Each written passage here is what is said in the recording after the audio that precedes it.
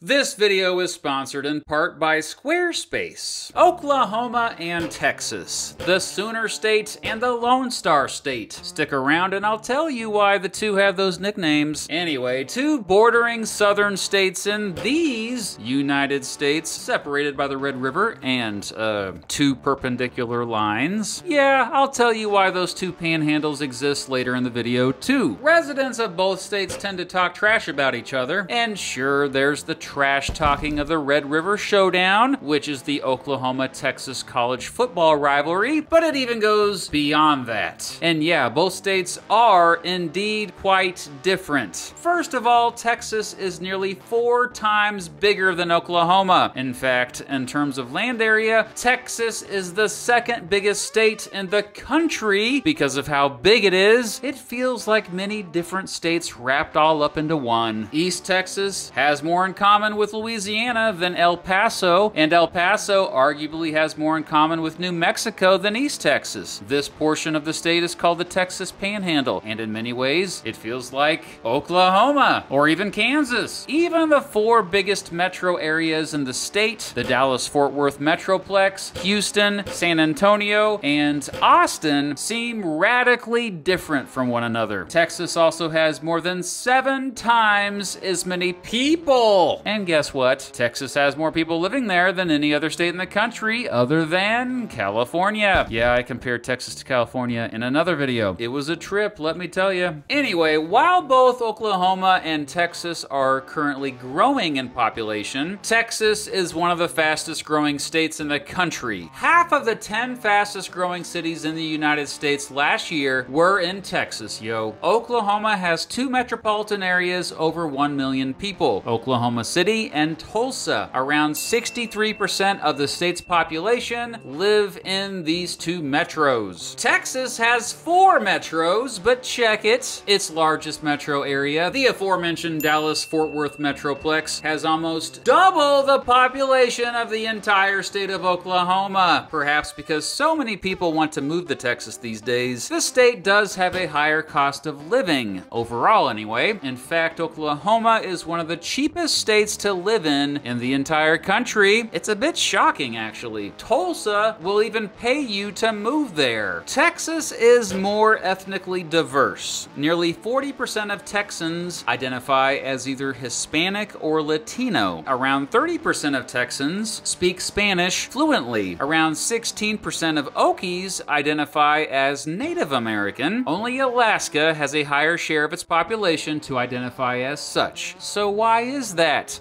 Well, yeah, let's get into some history now and stuff. So, humans have lived in the area for thousands of years. At the time of European arrival, the dominant tribes in modern-day Oklahoma included the Osage, Tonkawa, Caddo, Wichita, Kiowa, and Comanche. The dominant tribes in modern-day Texas also included the Tonkawa, Caddo, Wichita, and Comanche, but additionally, the Apache, Humano, Coahuiltecan, Carrizo, Bedai, Karankawa, and Tawakoni. The Spanish were the first Europeans to come across modern-day Oklahoma and Texas beginning in the 1500s. They promptly ignored the American Indians all living there and claimed the land for Spain. However, Spain mostly ignored the area for more than 160 years. In 1682, the French explorer René Robert Cavelier Sieur de la Salle, sorry, I always butcher his name, claimed all of the Mississippi River and its tributaries for France, calling the area Louisiana. This included some of modern-day Oklahoma and Texas. However, the French also struggled to settle the area, and the Spanish did come back. Most of the first Spanish settlers started missions in Texas meant to convert the local American Indian tribes, although that often did not go well. The Spanish were the ones who first called the area Texas, and it acted mainly as a buffer to the French. much. Flash forward to 1803, and now the United States had acquired all of Louisiana. All of modern-day Oklahoma and the north part of modern-day Texas were part of this territory. Soon after this, there were some border disputes between the United States and Spain, but they finally settled these disputes with the Adams-Onus Treaty of 1819. The treaty said future Oklahoma was part of Louisiana out to 100 degrees west longitude and north to the Arkansas River. Just 2 years after the Adams-Onus Treaty, residents of New Spain declared independence, naming their new country after Mexico City, but dropping the city part. Texans loyal to Mexico were simply known as Tejanos, but soon Americans began crossing the border to live there as well. By 1830, the population of Texas had swelled to 30,000, with Americans, many of them who came there illegally, outnumbering the native Tejanos 6-1. That same year, the United States government passed the Indian Removal Act, which ended up removing many American Indian tribes from their homes back east out to future Oklahoma. By then, the federal government had already negotiated treaties with the Choctaw to relocate them out there. Well, most Native Americans absolutely did not want to leave their homes that their ancestors had first settled many generations before, but they didn't have a choice. When they didn't leave voluntarily, the federal government forced them to. This infamously led to what became known as the Trail of Tears, a series of forced displacements of around 60,000 people from the Cherokee, Muskogee, Seminole, Chickasaw, and Choctaw nations. Most ended up in future Oklahoma, which by now was simply called, quote, Indian Territory. The relocated suffered from disease and starvation on the way out west, traveling through often harsh conditions. More than 3,000 died on the way. Meanwhile, the Americans living in Texas had become restless, and this ultimately led to the Texas Revolution, which I have a video about. Long story short, Texas declared independence from Mexico on March 2nd, 1836, and Mexico couldn't keep them, so it was an independent country for almost 10 years before the United States annexed it on December 29th, 1845. By the way, the Lone Star State nickname comes from the fact that Texas was once an independent republic. Since Texas joined the United States as a slave state, it had to comply with the Missouri Compromise, which banned slavery north of 36 degrees 30. This is why Texas's northern border is where it is today, after the Compromise of 1850. Texas got its current borders we see today. That compromise also gave us a 34-mile wide, 170-mile long strip of land, officially called the, quote, public land strip, but most called it no man's land. Believe it or not, slavery was also legal in Indian Territory. By 1860, it had a population of 55,000 Native Americans, and some of them, as well as Americans who lived there, owned a total of 8,400 slaves. During the American Civil War, Texas seceded and joined the Confederate States of America. Indian Territory had a bit of a mini Civil War during it, as some American Indians chose the Confederate side, while the rest chose the Union side. The Confederacy controlled the territory for much of the war. After the Union won the war, the federal government forced the tribes that helped the Confederacy to sign new treaties in which they gave up a lot of land. Most of the land in central and western Indian Territory was now back in the hands of the federal government, although some of it was given to other American Indian tribes. After the Homestead Acts, many non-Native Americans began to move to these so-called unassigned lands in Indian Territory, even though for a while it wasn't certain that it was actually legal to do so. The Americans who moved here during this time were called boomers. Okay, boomer?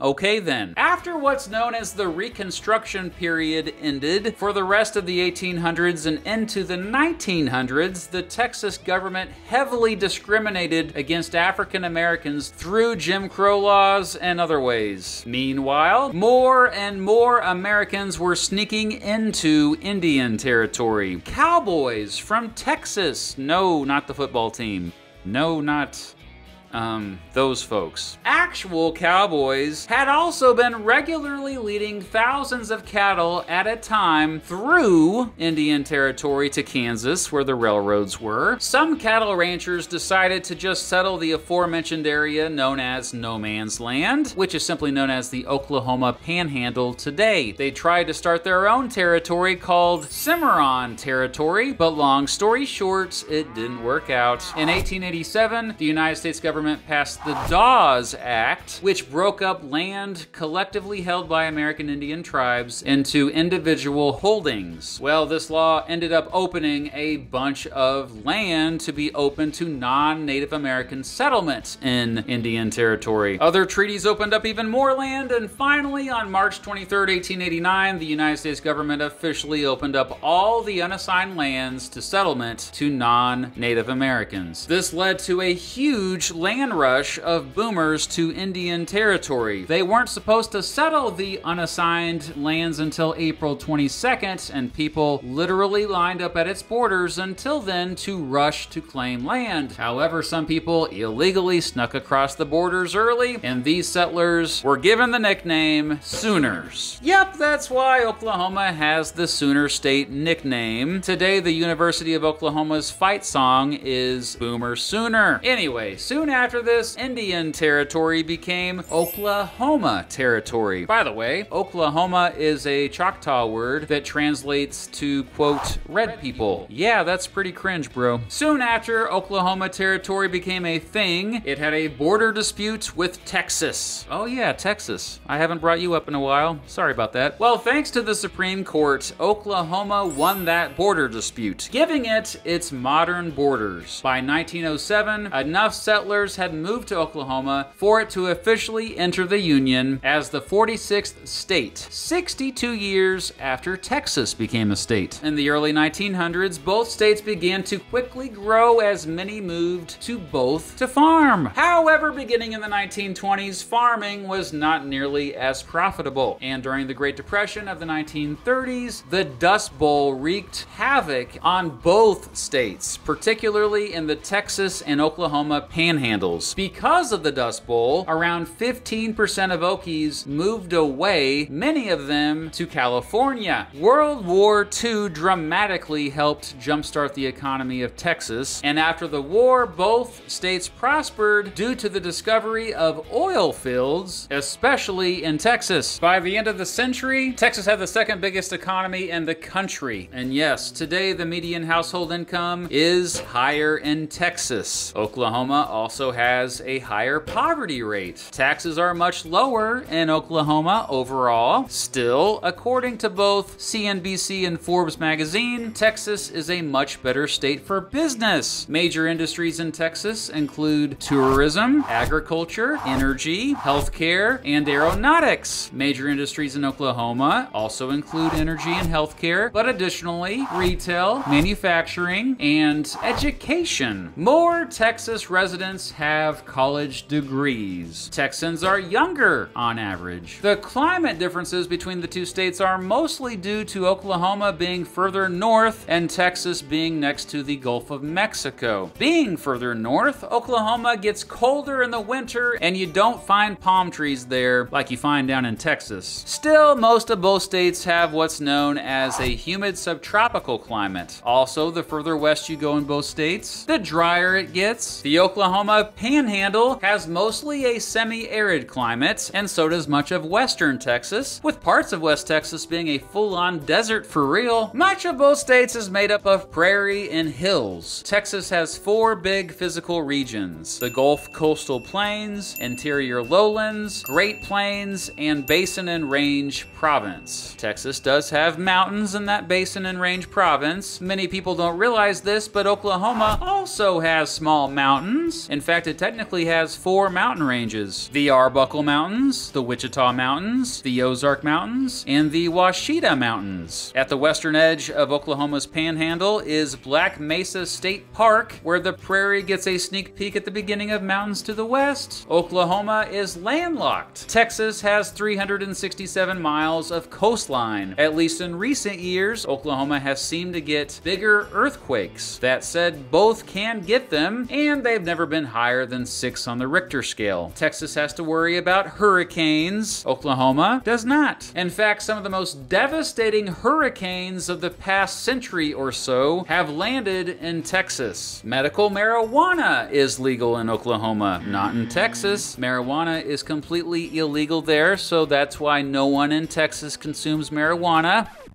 Just kidding, obviously. Speaking of high, the speed limits are higher in Texas. The highest interstate speed limit in the country, 85 miles per hour, can be found on some stretches of the state. Texas has 2 national parks. Oklahoma doesn't have any. Texas has Buc-ee's, the biggest and most epic convenience store in the world. There's one Buc-ee's in New Braunfels, Texas, that for now at least holds the record for largest gas station in the world, and another Buc-ee's in Katy, Texas, that holds the record for longest car wash in the world. Unfortunately, Oklahoma doesn't have one Buc-ee's location. Texas also is the home of the amazing grocery store H-E-B. Again, Oklahoma doesn't have one H-E-B location. Dang it! Texas also is where the legendary fast food restaurant Whataburger started. What a burger!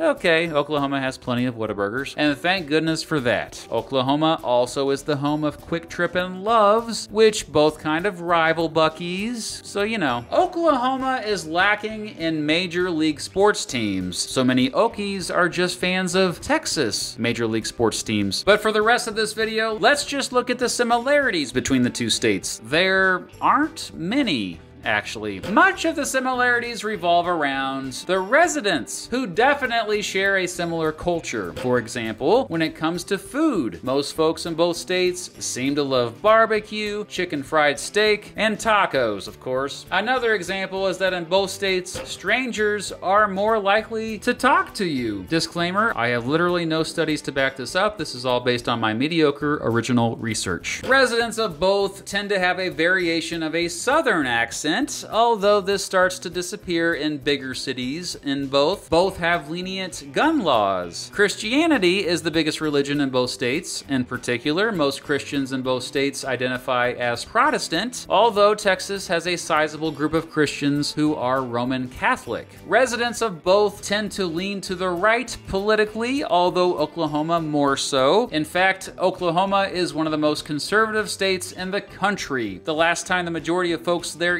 elected a Democratic candidate for president was in 1964. Both spend much less money than the national average on education. Both have a violent crime rate and property crime rate that's higher than the national average. Both states have lots of farmland. Much of the world's helium supply comes from both states. Both get lots of thunderstorms and tornadoes. Much of both states sits in what's known as Tornado Alley, a region of the United States where tornadoes are most frequent. While Texas gets more tornadoes each year than any other state, Oklahoma is the state with the highest number of strong tornadoes per unit area. The highest wind speed ever recorded on Earth was from a tornado that hit Moore, Oklahoma on May 3rd, 1999. Both states can even get occasional dust storms. Football is huge in both states. That said, it's more popular in Texas than it is pretty much anywhere else on the planet. In conclusion, it's easy to understand why so many people are flocking to both states, since there's really a lot to love about them. And while many Texans may just think of Oklahoma as that really big county in the northern part of Texas, many Okies really do get annoyed with the perceived superiority of Texas. In reality, Oklahoma does have some advantages over Texas, and due to that, perhaps that crazy population growth might just work its way up north of the Red River in the coming decades. This video is once again sponsored in part by Squarespace. Squarespace is the all-in-one platform for building your brand and growing your business online. Stand out with a beautiful website, easily engage with your audience, and sell anything. Your products, content you create, and even your time. I tried it out recently by building a website for my band, Electric Needle Room. 3 things I like about Squarespace. Number 1, Squarespace helps you easily collect donations with PayPal, Apple Pay, Stripe, and Venmo. Number 2, Squarespace easily connects with your social media accounts. You can also automatically push website content to your social media accounts so your followers can share it too. And number 3, Squarespace has powerful blogging tools to share stories, photos, videos, and updates. Categorize, share, and schedule your posts to make your content work for you. Head to squarespace.com for a free trial, and when you're ready to launch, go to my special link in the description of this video to save 10% off your first purchase of a domain or website. Hey, are you from Oklahoma or Texas? If so, I want to hear from you. What did I get wrong? What did I get wrong? Are you not from Texas or Oklahoma? If so, I also want to hear from you. Which state is better, in your opinion, Oklahoma or Texas? Thank you for watching. You all are straight up amazing. You know that?